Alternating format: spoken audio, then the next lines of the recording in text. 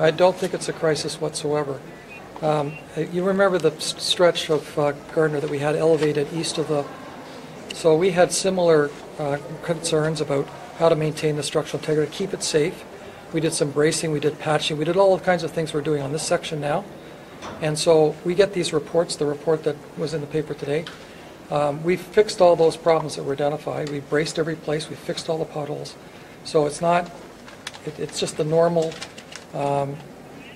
product of having a structure that's getting 60 years old. We didn't have any funding set aside for that project. This is a $1 billion, $2 billion, $3 billion project to take it all down.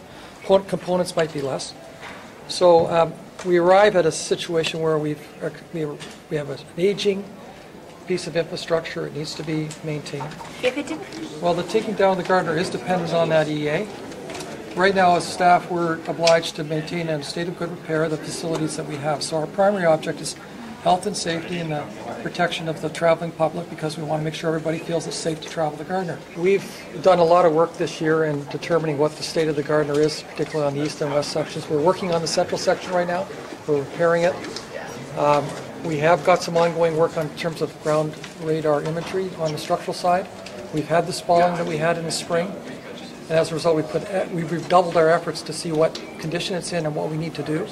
So we're earmarking, we're flagging money so that on a go forward in a 10-year capital plan we'll have sufficient monies to either keep it up and repair it and keep it in a good state of repair, or have alternatives for, say, the taking down of it. Well, when the city jointly resolved with Waterfront Toronto to undertake the environmental assessment, looking at the east portion of the Gardiner, there was a directive to not do any significant repairs other than emergency or routine maintenance on the Gardiner east of Jarvis Street.